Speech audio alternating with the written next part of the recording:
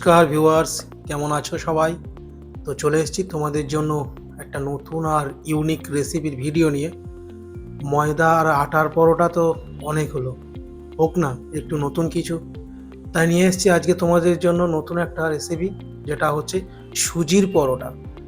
তো আজকে তোমাদের জন্য দেখাবো এরকম খাস্তা আর মুচমুচে সুজির পরোটা কিভাবে বানানো যায়।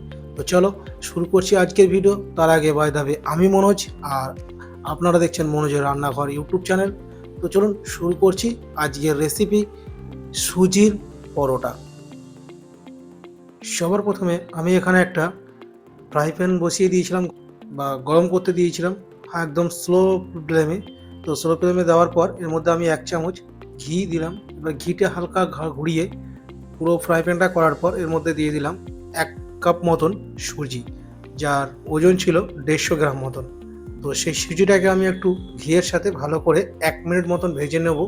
এবার ভেজে নেওয়ার পর যে কাপটার মধ্যে আমি সুজিটা দিয়েছিলাম সেই কাপে 1 কাপ জল আর হাফ কাপ পরিমাণ টক দই এখানে আমি দিয়ে দিলাম।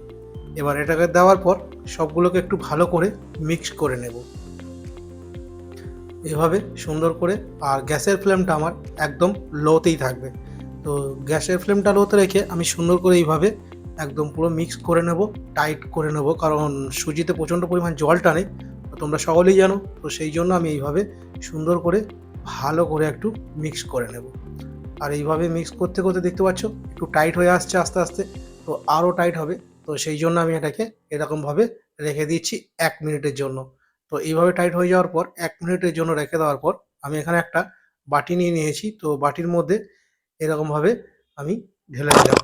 এবার 1 মিনিট পর এটাকে ঢেলে দেওয়ার পর এবার এর মধ্যে দিয়ে দিচ্ছি আমি 2 চামচ মতন ময়দা, যাতে আর একটু টাইট করা যায়। তো সেই জন্য 2 চামচ মতন ময়দা দিয়ে ঠিক এই গরম অবস্থাতেই আমাকে এটাকে মাখতে হবে। দেখতে পাচ্ছ খুব গরম, তা সত্ত্বেও আমি দেখাচ্ছি তোমাদেরকে। দেখো, এই দেখো প্রচণ্ড গরম। তো সেই জন্য মাখতে একটু কষ্ট হচ্ছে। তো এইভাবে মোটামুটি 5 থেকে 7 মিনিট মতন ময়দাটা মাখবে। যতক্ষণ না দেখবে চিটটা ভাগছে ততক্ষণ মাখতে হবে এটাকে। আর খুব সুন্দরভাবে এটাকে মোলায়েম করে ঠেসে নিতে হবে 5 থেকে 7 মিনিট পর। এবার 5 থেকে 7 মিনিট মাখার পর আমি এর মধ্যে দিয়ে দিলাম 1 চামচ সাদা তেল। তোমরা চাইলে ঘি দিতে পারো, কারণ আমি প্রথমেই ঘি দিয়েছিলাম তাই সেই জন্য আর ঘি ইউজ করছি না।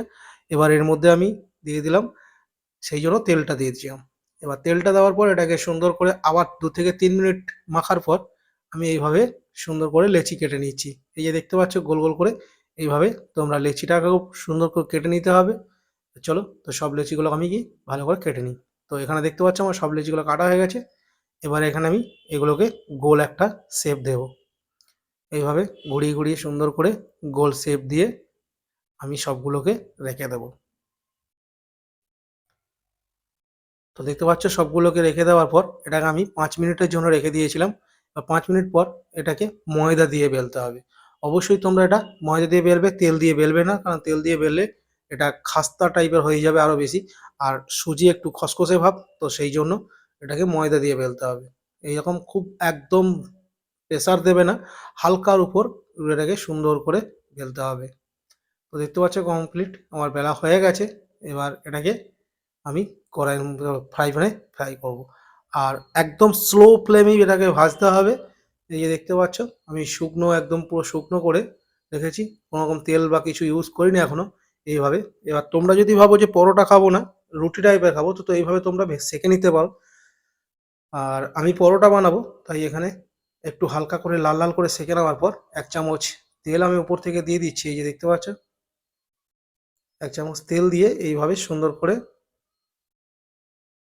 2 পিঠ ভালো করে তেল লাগিয়ে ভেজে নেব। আর চলো দেখাচ্ছি তোমাদেরকে, এই যে সুন্দর করে এবার এদিকটা হয়ে গেছে। এবার দেখো কত সুন্দর ফুলবে একদম, যেটাকে বলা হয় ফুটবলের মতন ফুলে যাবে লুচিটা, একদম দেখো লুচির মতন হয়ে যাবে। এই যে দেখতে পাচ্ছ কত সুন্দর ফুলেছে। তো চলো এবার এই সাইডটাকেও ভালো করে তেল বুলিয়ে দিই। আর কত সুন্দর একটা ফুলে হয়েছে দেখতেই পাচ্ছ। এইভাবে ময়দা দিয়ে আটা দিয়ে তো অনেক সময় খেয়েছো, তো চলো নতুন এই একটা রেসিপি ইউনিক তোমাদের জন্য শেয়ার করছি। তো তোমরা চাইলে এইভাবে করতে পারো, সকালের ব্রেকফাস্টের খুব একটা ফেমাস আইটেম তোমাদের কাছে লাগবে, একবার ট্রাই করে দেখতে পারো। এবার আমরা যে দইটা ইউজ করেছি তার পরিবর্তে তোমরা দুধ ইউজ করতে পারো। আবার যদি মনে হয় যে না দুধ দেবো না দই দেবো না, তাহলে তোমরা প্লেন জল দিয়ে করতে পারো, আটাটা মাখতে পারো। তো এইভাবে একটা তুলে নিলাম। তো চলো তোমাদেরকে সেকেন্ড রেপটা দেখাচ্ছি। আমি এইভাবে আবার শুকনো করে ভালো করে মুছে নিচ্ছি, তোমরা চাইলে টিস্যু পেপার দিয়ে মুছে নিতে পারো।